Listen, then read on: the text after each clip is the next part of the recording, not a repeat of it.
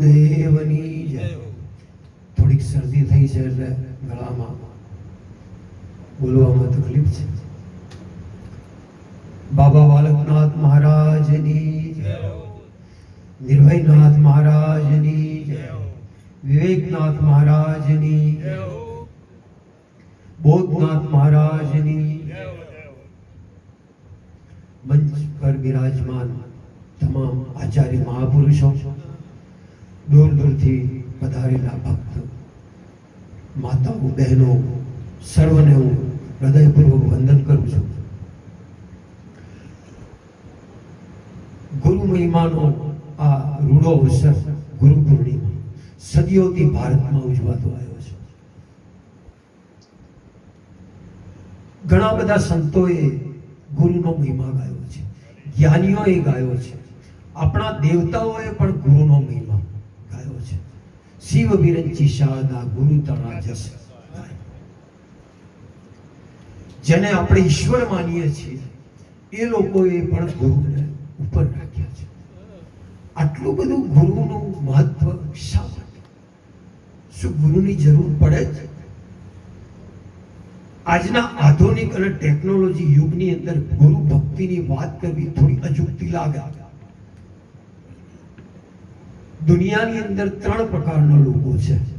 પહેલા તો ભારતની અંદર નાનામાં નાના બચ્ચાનો પણ ગુરુ હતો. આપણી પરંપરા જ ભારતની ગુરુ પરંપરા છે. કોઈ વ્યક્તિ અહીંયા નુગરો હતો જ નહીં, પણ જેમ જેમ સમય વીતતો ગયો એમ એમ એમ વ્યક્તિ બદલાતો ગયો. 3 પ્રકારના આજે દુનિયાની અંદર લોકો છે. એમાંથી 50% લોકો તો નાસ્તિક છે, જે ઈશ્વરને માનતા જ નથી. એમને એમ છે કે જે જીવન મળ્યું છે એમાં જ મોજ મજા કરી લેવી. ઈશ્વર, આત્મા, પરમાત્મા, નરક ને સ્વર્ગ ને મુક્તિ ને બંધન ને આ તો બધું સાધુ સંતોએ ઉપજાઈ કાઢેલી ખાલી વાતો છે. એમાં કઈ પડવા જેવું નથી. જે જીવન મળ્યું છે એને આનંદના ભોગમાં કરી અને એક દિવસ મરી જઈશું, આવું એ લોકોનું કહેવું છે, મારું નહીં. એટલે એમને તો આપણે કશું કહેતા નથી. એક બીજા પ્રકારનો એવો વર્ગ છે જેમને ખોટા ગુરુ ભટકાયા છે. એમને એવા કોઈ ખોટા ગુરુ ભટકાઈ ગયા છે, પાખંડી. આજે દુનિયામાં પાખંડ ઘણો ચાલી રહ્યો છે. મોટા મોટા સંપ્રદાયો પાખંડના ચાલી રહ્યા છે, તમે જોતા હશો. એવો ગુરુ ભટકાઈ જાય એટલે એને શું થાય? ચોટ લાગે, એને નફરત થઈ જાય કે આ દુનિયામાં બધું જૂઠું જ ચાલે છે, કોઈ સાચું અત્યારે મળવું મુશ્કેલ છે. આજે સાચું પાણી એક ગ્લાસ મળતું નથી, તો ગુરુ તો સાચો ખોળવો બહુ કઠિન છે. કેવી રીતે સાચો ગુરુ મળવો? એટલે આવા ગુરુથી જે દાજ્યા છે એક એવો વર્ગ છે. એમને એમ થયું છે કે બધું દુનિયામાં ખોટું ચાલી રહ્યું છે, ખોટું જ હેડે છે. પણ એમના જવાબમાં હું એમ કહું કે તમે એક 10,000 રૂપિયાની ખાનગીમાં નોટ છપાવો અને ખાનગીમાં જ કોકને આપો તો ચાલે ખરી? ચાલે? કોઈ લે? પણ 500 ની નોટ જો ખાનગીમાં છપાવો અને કોકને આપો, બજારમાં મૂકી દો તો ચાલે નહીં. કેમ? 500 ની સાચી નોટ બજારમાં ક્યાંક ચાલી રહી છે. જો આટલા પાખંડી ગુરુઓ ચાલી રહ્યા હોય તો સાચો ગુરુ ક્યાંક છે ને છે. નહીતર જૂઠને પણ સત્યનો સહારો લેવો પડે, નહીતર જૂઠ પણ ચાલી શકે નહીં. સાચો ગુરુ ખોળવો પડે તો તમારું કલ્યાણ થાય. પાખંડીઓનો તો કોઈ પાર નથી. અને લોકો શું કરે છે? વસ્તી પાળી પ્રભાવિત થઈ જાય. કહું તો તમે જુઓ તો લાખો લોકો જોઈશે, લોકો કહેશે જો ખૂબ હોય એ ભરમાવું નહીં. પાછું તમે એક ગોળની કોકરી મૂકો અને એક બાજુ પલીતો પડ્યો હોય તો મચ્છર વધારજો બળબડ પેલા પલિતામાં વધારે બળ પડશે. કેમ? મચ્છર પેદા જ ગટરમાં થયો છે, એના પલિતાના સ્વાદથી પરિચિત છે, એના ગંધથી પરિચિત છે. ગોળનો સ્વાદ કદી સ્વાખ્યો નથી. એટલે ઈ ગોળના કોકરી ઉપર એક બે જોય અને ચાખી, પલિતા ઉપર ભણ પણ જેને ગોળ ચાખી જાય ને એ પછી પેલું ગમે નહીં. ત્રીજા એવા વર્ગ છે જેને સાચા સદગુરુઓ મળ્યા છે. હમણાં જે બધા મહિમાએ ગાયો ને એ લોકોને સાચા સદગુરુનો ભેટો થયો છે, એટલે એમના જીવન બદલાઈ ગયા. સાચો સદગુરુ મળે ને એટલે 3 વસ્તુ બદલી નાખે. તમારી પહેલા તો દ્રષ્ટિ બદલી નાખે, જોવાની દ્રષ્ટિ બદલાઈ જાય. તમારી વાણી બદલાઈ જાય. પહેલા શું બોલતા હોય ને પછી શું બોલવા મળે, એની વાણી તમારી સામાન્ય માણસની સમજમાં આવે નહીં એવી વાણી થઈ જાય, અને એનું વર્તન બદલાય છે. આ 3 વસ્તુ બદલી નાખે. ગુરુ સર્જન છે, એ તમારું ઓપરેશન કરી નાખે. એ ખાલી વાતો, હમણાં ના કીધું, વાતોના વડા કરવા જેવો સદગુરુ નથી. એ તો સર્જન છે, એ ઓપરેશન કરી નાખે, એ બદલી જ નાખે. શિષ્યને જ્યાં સુધી અનુભવ ન થાય ત્યાં સુધી એ છોડે નહીં. એનું નામ સત્ય. સાંભળવું છે ગુરુ કેમ કરવો પડે. હમણાં બધા ચમત્કારની ના વાતો સાંભળી કે કેવા કેવા ઈશ્વરે ચમત્કાર કર્યા છે. મેં ઘણા બધા સંતોને સાંભળ્યા, ગુરુ મહિમા ના પદો સાંભળ્યા, જ્ઞાનીઓના પદો ગુરુ મહિમાના સાંભળ્યા. હમણાં મહારાજને વાત ના કરી, કબીરે કીધું ગુરુ ગોવિંદ દોનું ખડેન કિસકો લાગુ પાય, બલિહારી ગુરુદેવ કી પણ ગોવિંદ દિયો બતાય. આવા બધા ઘણા બધાએ કીધું. પણ એ બધાનો જો નિચોડ કાઢીએ ને બધાના ગુરુની, તો મને એક જ પદની અંદર દેખાયો મારા અનુભવ પ્રમાણે. સહજોનો એક જ પદની અંદર એ તમામ નિચોડ આવી ગયો ગુરુ મહિમા. સહજોબાઈ થઈ રાજસ્થાનની અંદર, મીરાની કોટીની બાઈ, મીરાબાઈ જેવી થઈ એવી સહજો રાજપૂત કુટુંબમાં પેદા થઈ. મીરા બી રાજપૂત કુટુંબમાં, એ રાજઘરાનામાં પેદા થઈ. સહજોબાઈ સામાન્ય ઘરમાં પેદા થઈ. આટલો ફરક. સહજોબાઈના ગુરુ ચરણદાસ, બહુ વિદ્વાન જ્ઞાની પુરુષ, એ દિલ્હીમાં રહે. સહજોબાઈએ લખ્યું, રામ તજુ પણ ગુરુ ના બિસાર. રામ ન તજી દઉં, રામનું મોઢું જોવાનું છોડી દઉં, રામનું નામ લેવાનું છોડી દઉં, પણ ગુરુને આ તમે સાંભળો ને એટલે જો આ પદને ના સમજીએ કાંઈ તો આનું ગંભીર પરિણામ આવે. આ તો સંતોની વાણીઓ છે કે આવડી જેવી નવી વાત. રોમને તગી દે, ગુરુને આટલો બધો મહિમા. રામ બિસારું પણ ગુરુ, રામ બિસારું પણ ગુરુ ના બિસારું. રામ તજુ પર ગુરુ ના બિસારું, गुरु समय राम को हरि को कभी न निहार.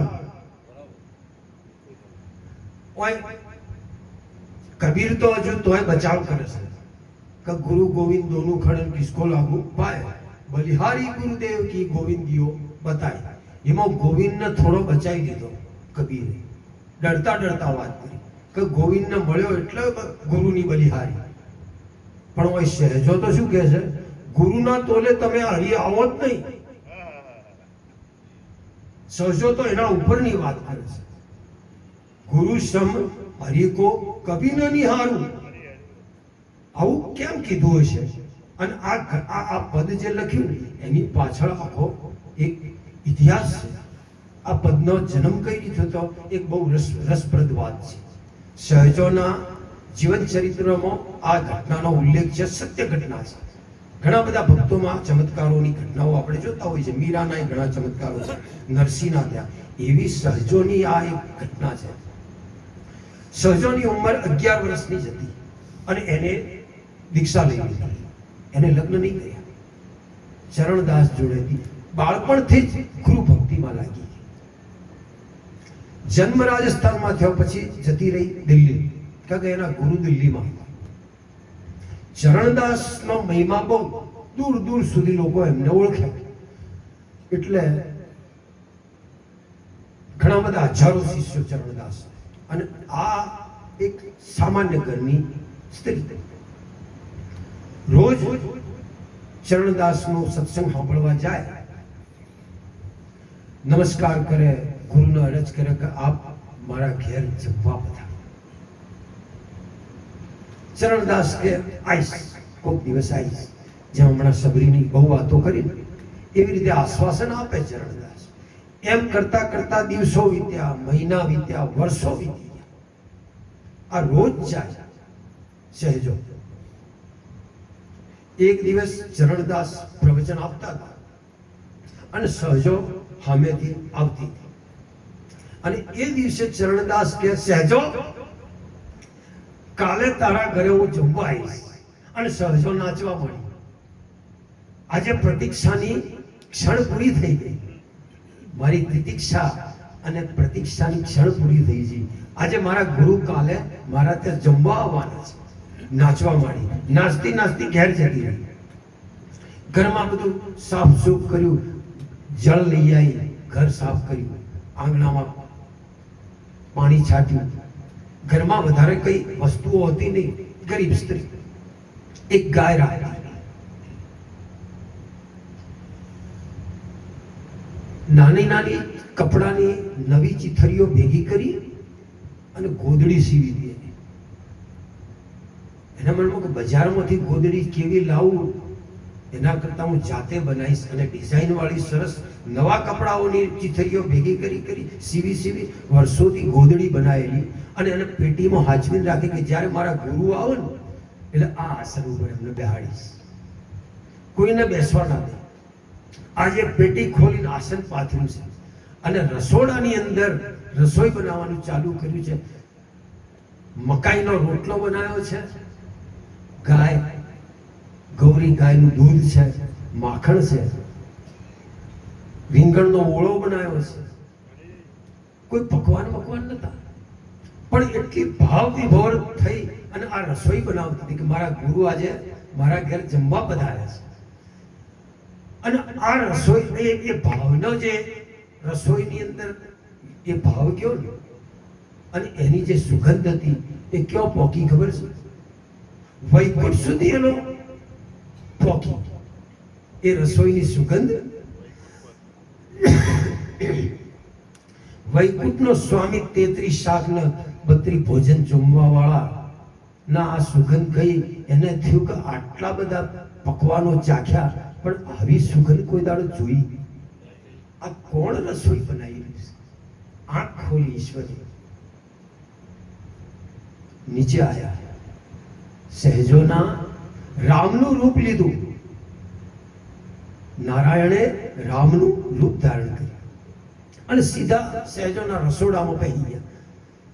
કીધું, સહેજો, મને ભૂખ લાગી છે, હું રામ જમવા આવ્યો છું. ત્યારે આ પદની રચના થઈ અને સહેજો બોલી, રામ બિસારું પણ જો તમે આયા છો બરાબર છે, પણ મારા ગુરુ આજે જમવા આવવાના છે. હું પહેલા એમને જમાડીશ અને પછી વધશે એમાં આપણે બે ખાવું. હવે તમને પોહાય તો બેહો ને કે છો.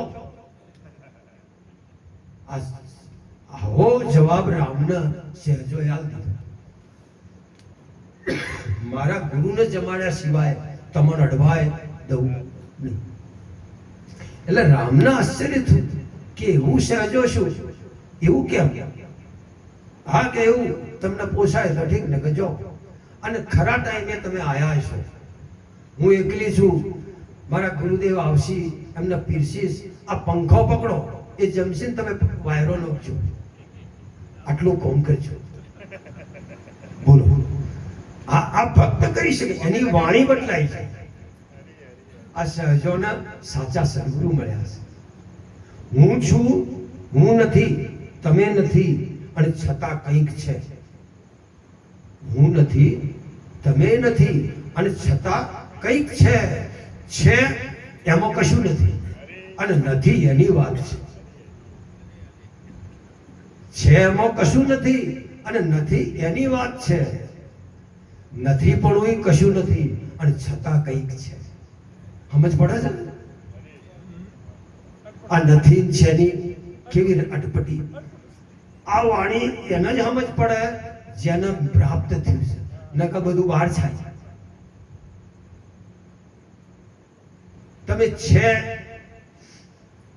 એ નક્કી શાનાથી કરો છો? આ માઇક છે, શાનાથી નક્કી કરો છો? તમારી જોડે છે એવું કહેવાનું સાધન શું છે? દેખાય છે, આપણને આંખથી દેખાય છે, આપણે પકડીએ છીએ, એનો ઉપયોગ કરીએ છીએ. આપણી ઇન્દ્રિયો દ્વારા આપણે સાબિત કરીએ છીએ કે આ છે, અને નથી એવું આપણે સાબિત શનાથી કરીએ છીએ? ઇન્દ્રિયોને દેખાતું નથી, ઇન્દ્રિયોની પકડમાં આવતું નથી, એના આપણે ઇનકાર કરી દઈએ છીએ કે નથી. આ આખું જગત તમને દેખાય છે એટલે તમે કહો છો કે છે, આ બધું છે. પણ હમણાં હું એનો પૂછો કે ત્રણેય કાળમાં જગત છે ભાઈ? આ ના પાડે છે. આ ઘોડા નથી થઈ ગયા? આ ના પાડે છે કે જગત ત્રણેય કાળમાં છે, તો આ દેખાય છે. આ સદગુરુ મળ્યા છે તો એટલા આ દશા. હમણાં ના કીધું ઘોડોની વણઝાર. આ વાણી બદલાઈ જાય, સમજવું ના આવે. સહેજો બોલે,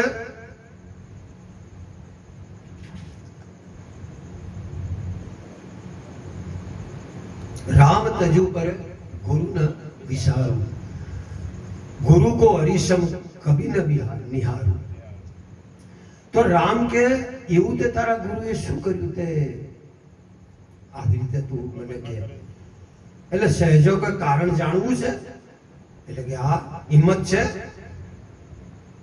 તો કે બેહો, કઉ કારણ. હરી તુને જન્મ દિયો જગ માહી, તમે તો અમને આ જન્મ જન્મ આલ્યો, ગુરુએ આવા ગમન મિટાયા. હે રામ, તમે તો આ જગની અંદર અમને જન્મ આલ્યો, અને તમે જ પાછા કહો છો કે આ જગત તો દુઃખનો દાવાનળ છે. ડગલે ને પગલે દુઃખ હોય, કુટુંબના દુઃખ ને, દેહના દુઃખ ને, ફલોના દુઃખ ને, રાજ્યના દુઃખ ને, કુંડાઓના દુઃખ ને, આતંક હોય, દુઃખ દુઃખ ને દુઃખ. એમાં તમે જન્મ આલ્યો, અને પાછા ઉપરથી અમે તમારું સ્મરણ કર્યું, એટલે એમાં તમે પ્રારબ્ધનો ચોપડો લાયા કે તમારે તો આ ભોગવવું પડશે. તમારે તો કૂતરા થવું પડશે, બિલાડા થવું પડશે, ઊંટલું થવું પડશે, લૂલા થવું પડશે, લંગડા થવું પડશે, તમારે તો છૂટા છેડા થવું. એમાં પાછું તમે આ પ્રારબ્ધના ચોપડા ખોલ્યા, તમારું નામ લીધું. આ તો મારા આ દુઃખની અંદર મારા ગુરુએ હાથ ચાલ્યો, અને જન્મ મરણના એમાં પાછી તમે 84 કાઢી, 84 લાખ યોનીમાં જન્મ ફરતો ફરતો આમાં કલ્પો વીતી ગયા, પણ તને અમારા ઉપર દયા આવી નહીં. મારા ગુરુએ મને હાથ ચાલ્યો અને આ 84 મટાઈ, અને જન્મ મરણના ચક્કરમાંથી મુક્ત કરાઈ. હવે રામ બોલો, તમે રાખો કે મારા ગુરુ રાખો? બોલો. હરી તુને તો 5 ચોર દિए સાથા, જન્મના હાથે જ હરી તુને 5 ચોર દિए સાથા, ગુરુએ લઈ છુડાય અનાથા. કામ, ક્રોધ, મદ, લોભ, અહંકાર જન્મતાની હાથ જ આ ચોર તે તો અમને જોડા આલ્યા છે, અને એટલા અમને હેરાન કર્યા છે કે અમે દુખી થઈ ગયા. અને એમાં પાછા તમારા વ્રત કરો, તો પાછો અહંકાર વધે. વળી શાસ્ત્રો વાંચો એટલે ઓર અહંકાર કે અમારા જેટલો કોઈ જ્ઞાની નહીં. આ તો હમુટો અહંકાર વધ્યો એનાથી. વળી દાન ધર્મ કરો એટલે લોભ હમુટો વધ્યો હતો કે ભાઈ 5 રૂપિયા આલીને 50,000ની લોટરી લાગે, આવી કામનાઓ જાગે એટલે લોભ વધ્યો. આ તો ચોર એવા અમને ફસોયા તમે. પણ મારા ગુરુએ એવી હાક કાઢી કે 5 ચોરોને એક હામટા કાઢી નાખ્યા. હવે તમે ગ્રંથ વાંચી વાંચીને શાસ્ત્રો વાંચી વાંચીને કામ મટા કરો કોઈ દાડો ઘેર બેઠા કરજો વાળું. જિંદગી ભર ના મટી શકે. તમારો ક્રોધ મટી શકે, લોભ મટી શકે. ગ્રંથો વચ્ચે મેળ પડ્યો નથી. આ એ તો ગુરુ જોઈએ. એના માટે ગુરુ યુક્તિ કરે, 5 ચોર એક હમટા કાઢી દે અને તમને મુક્ત કરી દે ચોરોમાંથી. ગ્રંથે ગડબડ કરી, વાત ન ખરી કરી. અને શાસ્ત્રો જ વાંચવાથી જો મળતો હોય તો પછી મેડિકલના બધા ચોપડીઓ બજારમાં મળે છે. ડોક્ટરો સર્જન ના થઈ જાય? ઓછી ઓછી થાય સર્જન થવાય? અરે સર્જન નહીં, જો ઓપરેશન પોતાનું કરવું હોય ને તો બીજા ડોક્ટરના શરણે જવું પડે. એ જાતે કરી શકે નહીં. એટલે એવો ફોકો ન રાખવાનો કે ગુરુ વગર હેડી જાય. કદી ના થાય. ગુરુ વગર કરવા જ પડે. એ સિવાય મેળ પડે હોવા નથી. કારણ કે સદગુરુઓ પાસે એવી યુક્તિ છે, આપણા અંતરાત્મા અને પરમાત્માને બતાવવાની એવી યુક્તિઓ છે. એના દ્વારા જ એ થાય છે. હરી તુને કર્મ ભરમ ઉપજાય. પાછો કર્મની જાળમાં હરી તુને કર્મ ભરમ ઉપજાયો. સદગુરુએ આત્મ રૂપ નિખાયો. તમે કર્મની અમને એવા બોધ્યા કર્મોની અંદર કે ફલાણું કર્મ ને પ્રારબ્ધ કર્મ ને આ કર્મ ને તે કર્મ આ તમારે ભોગવવા પડશે એવા બોધ્યા અમને. આ ભરમ ઉપજાયા તમે તો. પણ મારા ગુરુએ મારું આત્મ સ્વરૂપ દેખાડ્યું અને કર્મની જાળમાંથી મુક્ત કરી દીધા. કે આત્મા કોઈ ભોગવતોય નથી અને કરતા પણ ભોગવવા પણ બે મારા ગુરુએ મુક્ત કરાવી દીધા. બધાય કર્મો બળીને ભસ્મ કરી દીધા. હવે બોલો, રામ તમને રાખું કે મારા ગુરુને રાખું? આ સહજો બોલે. હરી તુને મુક્તિ બંધ ગતિ લાયા અને પાછી બંધન અને મુક્તિ ની ગતિ લાવ્યો. કે આમ કરશો તો તમે મુક્ત થશો, આમ કરશો તો મોક્ષ થશો, આવું કરશો તો પછી આ ગતિ મળશે. આવા બધા પાછા ભરમ ઉભા કર્યા મુક્તિ માટે. ગુરુએ મારા સદગુરુ મારે બંધ મુક્તિ મર્મ દિખાયા. મારા ગુરુએ આજે મર્મ હતો કે તારું કોઈ બંધન છે જ નહીં તો મુક્તિ છે જ. બંધન એ જ મોટો ભરમ છે. એ મારા ગુરુએ એનો મર્મ બતાવ્યો. ચરણદાસ તન મન વારી જાઉં. રામ ગુરુ ચરણદાસ તન મન વારી જાઉં. સદગુરુ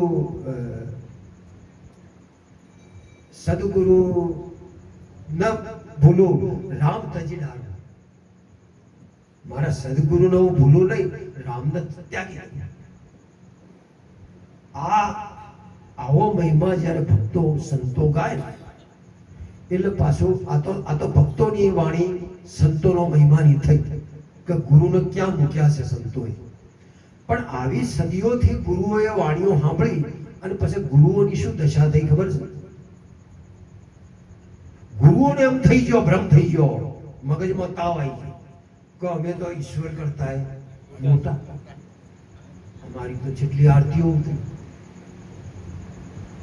કચ્છની અંદર માંથી લક્ષ્મીનારાયણની મૂર્તિઓ ગુજરાતમાં લાવવામાં આવતી એ સમયમાં, અને એ વખતે ગધાડું સસ્તું વાહન, એટલે ગધાડા ઉપર લક્ષ્મીનારાયણની મૂર્તિઓ લઈ મૂકી અને ગુજરાતમાં લાવું. હવે એથી આવતા આવતા વચમાં જેટલો ગોમ આવે એટલે ગોમડામાં પછી આવે લક્ષ્મીનારાયણ, એટલે લોકો આરતી ઉતારે, એની પૂજા કરે. એટલે પેલા ગધાડાને એમ થયું કે આરતી મારી ઉતારે. ગધાડું તો કંકુ કંકુ થઈ ગયું અને હું દ્વારકા આવી અને મૂર્તિઓ ઉતારી નાખી. એટલે જેવા ગામમાં ગધાડું જાય એટલે પેલા 4-5 ટોળું આરતીઓ લઈને આવે એટલે પાછું આમ થઈને ઊભું રહી જાય કોણ હમણાં મારી આરતી ઉતારશે. એટલે દ્વારકા પોકતા પોકતા એને એવો ભરમ થઈ ગયો કે હું કોઈ સામાન્ય ગધાડો નથી, આટલામાં લોકો મારી આરતીઓ ઉતારું, આટલા મને ચોલ્લા કર્યા છે, પૂજા કરી છે, એટલે હું કોઈ સામાન્ય ગધાડો નથી. આવું એના મગજમાં તાવ આવી ગયો. આવો ઘણો મને અમારા જેવો તાવ આવી જાય કે મારી આરતીઓ ઉતરે છે ને મન ચોલ્લા થાય છે. પણ જેવી પેલી મૂર્તિઓ દ્વારકામાં ઉતરી જઈ અને પેલો કુંભાર પાછો લઈને માટી ભરી અને જેવા આગળ 5 માણસો બાળે એટલે પેલો ટેવ પડેલી ગધાડા એટલે આમ કોણ કે ઉભો રહી જાય. આમ 5 માણસો બાળ્યા નથી આમ થાય ભાઈ, સમજી જાવ. 6-5 માણસો બાળ્યા નથી એટલે પેલા કુંભાર નથી કે હેડતું ચમ નથી, પછી ધોકાવાળી ચાલુ કરી પેલા. ચમ એ તો પેલી મૂર્તિઓ લક્ષ્મીનારાયણની હતી એટલે પૂજાતા હતા. એ જેવી ઉતરી એટલે ધોકાવાળી. તમારી ખાલી આટલી જ કિંમત છે. આ તો મોય પેલો રોમ બેઠો છે એની આરતીઓ ઉતરે છે, તમારી નથી ઉતરતી. કઈક એવું માની બેઠા છે તમે. એ તો એ બેઠો છે એના આરતીઓ એના ચોલ્લા હોય છે. તમારે ગંગાજળ પૂજવું હોય તો ચોલ્લો ચો કરશો, લોટાણ કરવું પડે, એ પોણી ચોલ્લા કરશો. એટલે લોટાણ એમ થાય મારી પૂજા કરે છે. પેલા પૂજાવાળાના ધન ભાવમાં તો શું છે ગંગાજળ છે, પણ ચોલ્લો લોટાણ કરવો પડે. એટલે લોટાણ એવો ભ્રમ થાય કે મારી પૂજા થાય. પૂજા લોટાની થાય જ ને, એ તો ગંગાજળની થાય. એટલે આવા ગુરુ હોય તાવ ચડી જાય. પછી એ તો એ મોય બેઠો છે, આવા સદગુરુ એ મોય પ્રગટ કરાયા છે, એની આરતીઓ ઉતરી છે. આપણે શું છે ને કે ભાઈ એ ઉતરી જો ધોકાવાળી પેલી એ ખબર રાખવી પડે. હા, એટલે એને ઉતારવાનો. એટલે સહેજો એ રામની આહવાના નથી કરી, રામનો મહિમાવંત બનાયા છે કે હે સદગુરુ તું મને રોમે રોમમાં વ્યાપ્ત થયો છે તો મારા ગુરુના કારણે થયો છે. એટલે રામ ખુશ થયા અને ગુરુ ભક્તિને જોઈ અને રામે વરદાન આપ્યું કે હે સહેજો હું ધન્ય તારી પરીક્ષા કરવા આવ્યો, ધન્ય છે તારી ગુરુ ભક્તિને. જ્યાં સુધી આ ભારતની અંદર ભક્તોની ગુરુ મહિમા ગવાશે એમાં સહજો તારું નામ મોખરે છે. હું વરદાન આપું છું. આવા ભક્તોનો આપણે વંદન કરીએ છીએ. આપણે તો એમની આગળ હોમા ભાગમાં નથી. આ તો એમના ગુણગાન ગાઈ અને આપણે એમનું જીવન ધન્ય કરીએ, આપણું જીવન ધન્ય કરીએ. આવા સદગુરુના કોઈ શરણે જઈ અને શું સત્ય છે એ જાણવું એ જ આપણા જીવનનો ઉદ્દેશ છે.